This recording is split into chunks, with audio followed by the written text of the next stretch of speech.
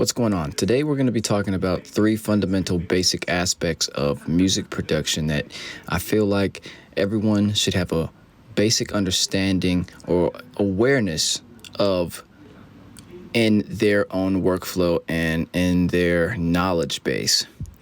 And what are those three things, or what are these things that we're going to be talking about? Well, we're going to be talking about gain staging or volume, equalization, and compression. If you can understand these three things right here, your approach to creation is already going to be, 10 times better than where you were before, gaining some intuition on these aspects.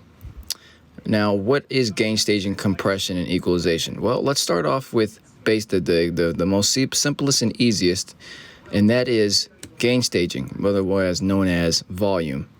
And you can use volume to blend. Gain staging is up and down, all right? Up and down. How loud is something? How quiet is something? You can use it to blend something into the mix. You could use it to make something stand out in the mix. Up, down. So I've prepared a couple of things here. We've got some drums laid out here. And we've got a simple 808 here that just sounds like this. And then, we've got this nice prepared melody here that sounds like this. So, the first things first, with every element in your track needs to have a purpose. Every element, every sound, every effect, every drum pattern, everything in the project needs to have a purpose. Otherwise, you're going to have so many things in there and your song is not going to bleed intention. It's not going to have purpose. When a listener can recognize intention in the song, it really takes it to that next level. How do we go about creating this intention? Well, it starts with a basic question. And what is that basic question? That basic question is, does this need low end or does this not need low end? For every aspect in your mix, you ask yourself this simple question. Every time you open up a new channel, you will say, does this need low end? Does it not need low end? It's a yes or no answer. It's a yes or no answer. It's so simple. And with this, you begin to think about your songs. Your thought process begins to transform into a 3D space. And you start thinking about your song structure sonically in the form of a sandwich, from your lowest, deepest layers, which would be, low end and low frequencies, to your highest layers, which is your highest frequencies. And with this, you're creating intention. Right off the bat, because you're thinking about every element in your mix. So I'm going to go ahead and go through this simple thing right here, and then we'll get into the three basic properties that this video is formed around. So, all right, we have this kick here. Sounds like this. Does it need low end? Yes, I'm gonna say yes, because this is creative direction. What is creative direction? Creative direction is your personal taste. So, for instance, if I said yes, this needs low end, which I am gonna say that, then I would go over to my equalization and I would say, all right, where at on this spectrum is right for me, based upon my creative direction at this particular time, my personal taste, so to speak. And we would go from there and kind of dial it in, which I have dialed it in here. It's already to the sound that I want it to be at for the most part. So I am happy with how that turned out. And this is my kick. It's got a nice body to it. I'm using the belly method. I've pitched the kick and gave it some low end with that pitch. And now we've got a nice heavy kind of punchy but really heavy kick. So I answered the question right there. And you can do the same thing for all your drums and whatnot. And I have done the same thing for my drums. I took this snare here. Does it need low end? No, it does not. It needs other things, and then I took my creative direction and I took out this mid-range kind of area here and boosted it in the highs and gave it some air. And now, this snare is skinny and it's alive. It's bright. and it's, it sounds nice. So that's just creative direction. But asking yourself that simple question is going to guide you in a better direction upon being able to mold whatever sound you're working on into a sound that is professional and a sound that is usable. So moving on to our next aspect, our 808. This is going to be an obvious one. Does it need low end? Does it not need low end? Obviously, I have this 808 in here to provide what? Low end. So we start like this. That's what it sounds like, and it's good for now. I'll go ahead and boost it in its key frequency area right here just to give it a little oomph, and then we're good. We're good. Boom, done. All right, and then I do the same thing with this melody here. Does it need low end? Does it not need low end? This does not need any low end in my creative personal taste here. So I would go ahead and I would take that out, dial it back. Now it's a cleaner sample. Then even though that this might not have had any melody of low frequencies that you could hear, the key point of that sentence is that you could hear. A lot of things don't show up until you're on this giant sound system at the venue playing in front of people, and then all of a sudden you've got this frequency in there that's like, what the heck, I didn't hear that on my headphones, I didn't hear that on my monitors, what's happening? Well, you want to take, if it doesn't need this frequency, make sure to take it out, because it's going to give you a cleaner mix sonically, because a lot of low frequencies you can't hear, but you can feel them. A lot of high frequencies, you can't hear them, but your brain is still processing them, and they can create ear fatigue. So clean up the mix as best as you can. Don't leave anything up in the air. So, this is now nicely, tightly EQ'd, and there's absolutely no low end that's interfering with anything. It's just nice, airy, mid-range, and nice, a nice high end. Sounds nice. So now let's get into our basic fundamentals here. Our basic first fundamental we're going to be looking at is gain staging. Gain staging. Okay, how loud or how quiet do I want this element? That is, you're going to ask yourself, and the next basic question is, how loud or how quiet does this have to be? Does it not have to be? Do I want it to be? What purpose is this playing in my mix? And for me, this melody is the staple of my mix. It is the melody. This is what you're gonna hear. When this comes on, you're gonna say that's that song. So I would want this to be, I want it to be loud. I want it to be, relatively loud or heard in the mix, a prominent aspect of the mix. So I'm gonna have we're at it's at neutral. It's right here at neutral, which is fine for now. And starting off the song, you kind of start everything off at neutral and it's not up and it's not down. But as we continue to create and build upon our creation here, then your creative direction will come into play, and you will start to gain stage this either up or either down, depending on other aspects of the mix. So all right, that's at neutral. Everything's gonna be at neutral right now, but you see, and we'll kind of get into this as we add more things in. So let's come back to gain staging, but that's the basic principle. Now, and I've already touched on the EQ, the EQ, and I can only speak for Ableton because this is what I'm working in. I work in Ableton, but most EQs, they all have the same basic aspects here, which are you have an allotment of EQ bands.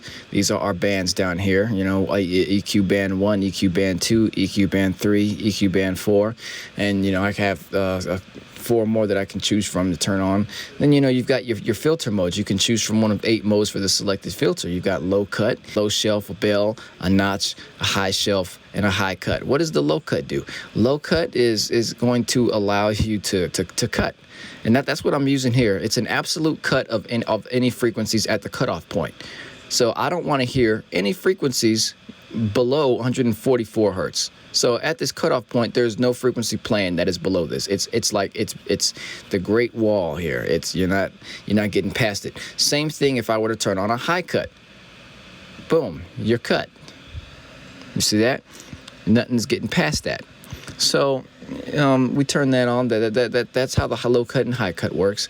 Now we would use notch is one of my favorite ones to use, because this notch filter, it allows me to kind of move things up and down and kind of create valleys or mountains, and this helps me attenuate or disattenuate any sort of frequency. So if I wanted something to have more mid-range or somewhere around the 1K area, and I want to kind of boost that up, I would do so like this. You can see what boosting this sounds like. In this particular frequency, you see we're getting a lot of this weird. I would actually cut that, but just give you an example. this notch allows you to be quite accurate as far as, pinpointing what sound you want. Though when you find, I want to get that, it's right there, and then I want to just zoom in on that. I can do that with the Q. Now, your gain, you're sort of gain staging this as well, because this is an aspect of volume here.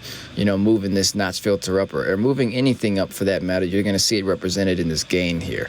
And the gain is attenuating this frequency. At 562 hertz, if I'm moving this up, I'm making that specific frequency louder. I'm making it stand out in the mix, or I'm cutting it, making it quieter in the mix. So that's an aspect of gain staging, but that's also a parameter within a basic EQ.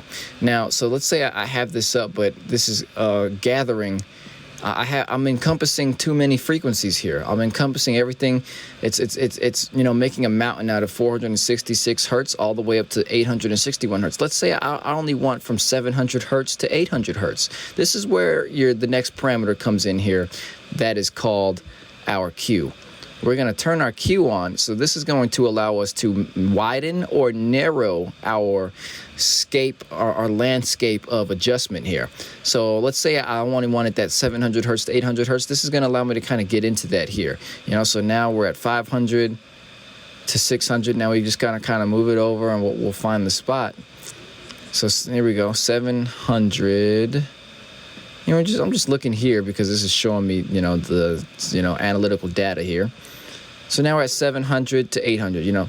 Now you're not ever gonna get perfect 7 to 8, not on this EQ, that is. But now we're at from 700 hertz to an 800 hertz, and I did that by moving the Q, adjusting this Q to be narrow to a point that worked for my personal taste. So, and it's going to vary track to track. It could be whatever. It's going to vary track to track, sound to sound, channel to channel, what you're doing.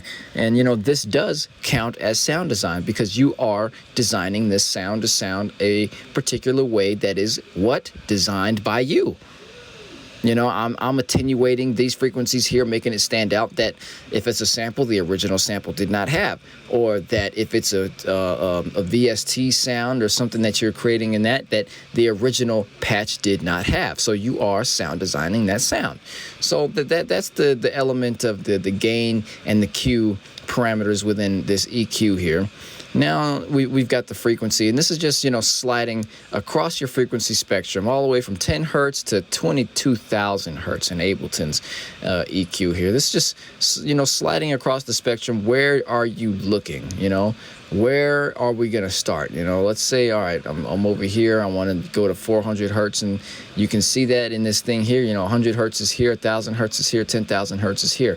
So it's just looking at your grid, and boom, then you can kind of use your mouse and kind of get things together that way. So that's what the frequency is, just sliding across your frequency spectrum from left to right. Very simple stuff. So that's pretty much all you need to know about the EQ to start off for your basic principles. And playing around with these things is going to let you see how adaptable they are, and let you accumulate the knowledge of understanding what scenarios and situations you can apply these techniques in, these knowledge of the filters. So yeah, but the notch filters is one of my favorites, and I definitely wanted to highlight that. So that's the EQ. There it is right there, and if you're in Ableton, we're not even going to talk about that. So that's your basic fundamental stuff on the EQ. Yeah. So moving next to our third aspect here is compression. And this is where I'm going to kind of go ahead and start creating something out of these three sounds, our drums, the melody, and the 808. And we're going to start creating something simple. And I'm going to demonstrate one of the most important things about compression that I'd like that I would like you to understand from the get-go, and that is sidechain compression, because especially in hip-hop or dance music, sidechain compression is a staple of that particular style, and it's a staple to getting your sound design and your sonic sound quality. It's a staple of getting that to sound professional. What is sidechain compression? I'm not going to give you any sort of scientifical, nerdy type of thing. It's just, whenever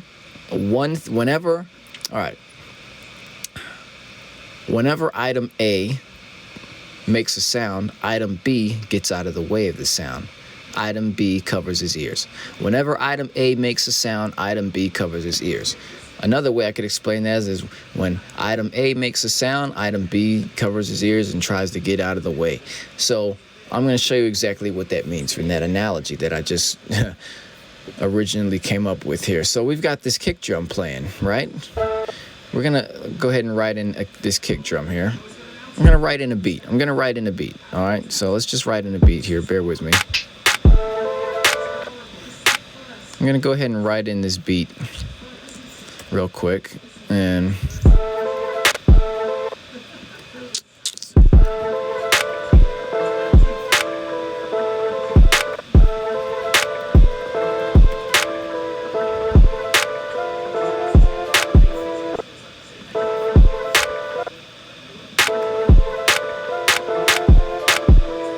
so there's that. We also add in some hi-hats.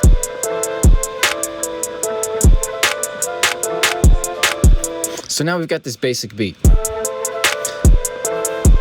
And the best way that I'm going to explain sidechain compression is when we want to begin to utilize a form of low end. In our case here, it's going to be this 808 here. So I'm going to go ahead and write in this 808 section here with no sort of compression whatsoever going on. I'm going to turn my compressors off, actually. There we go.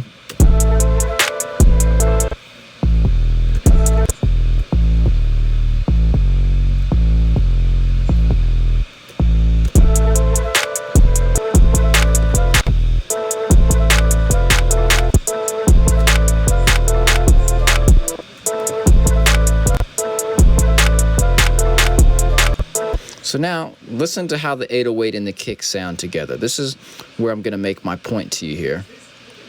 Listen to the 808 and the kick.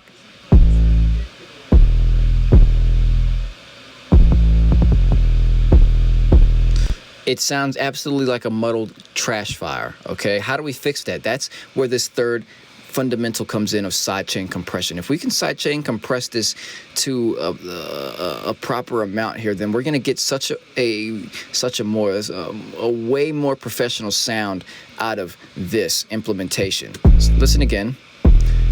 We're not getting any punchiness out of this. It just sounds muddy, and it just sounds like two things are colliding that have no business colliding. The low end from the kick is getting in the way. The low end from the low end is getting in the way. It's like, we need to clean this up.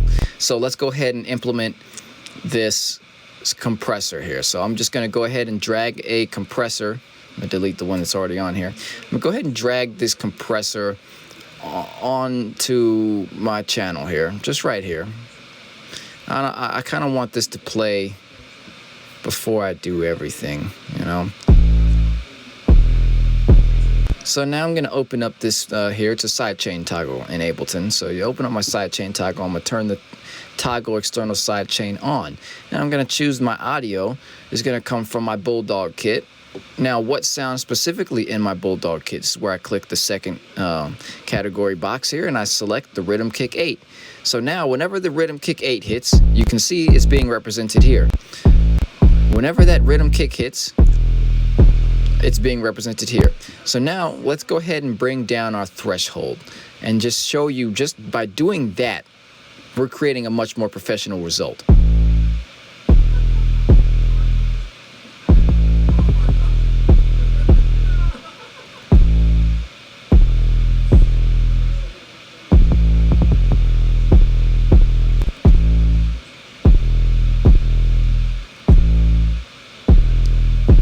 That right there, I like that. I like the sound of that. So this is at what, 50, 88, 2. This is at, let's go ahead and, hold on. 50, 88, 2.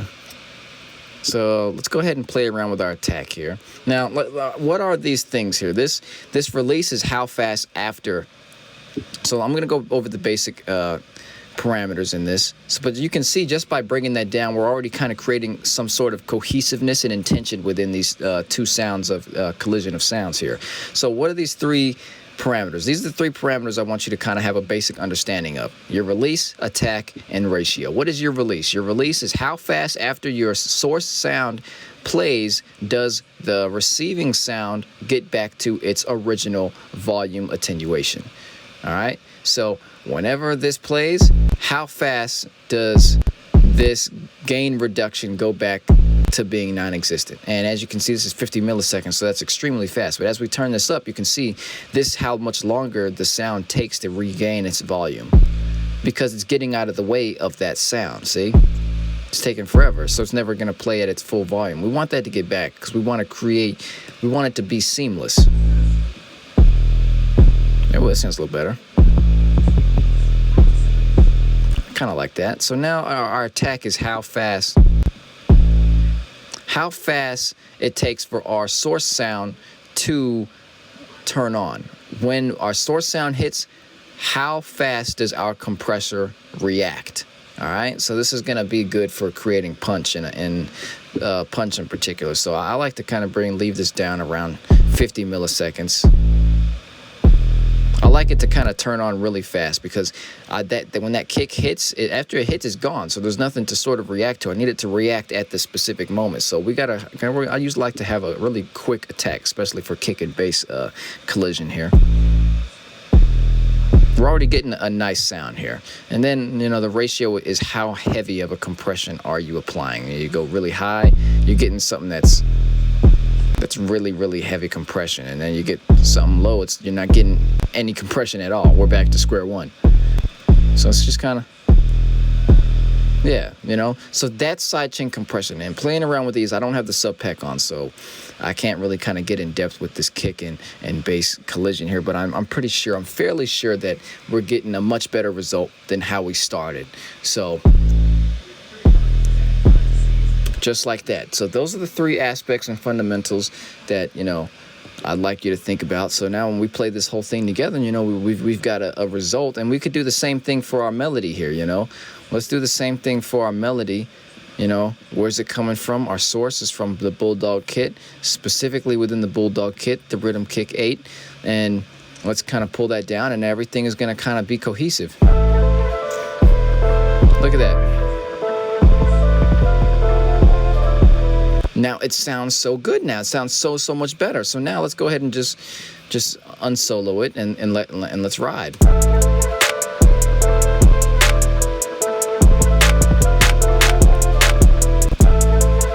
So there you go. Now you've got a basic sort of, you got a basic thing going on, And now this is where you go back to our gain staging and volume. How loud is this over? How loud do I want this melody to play over this 808?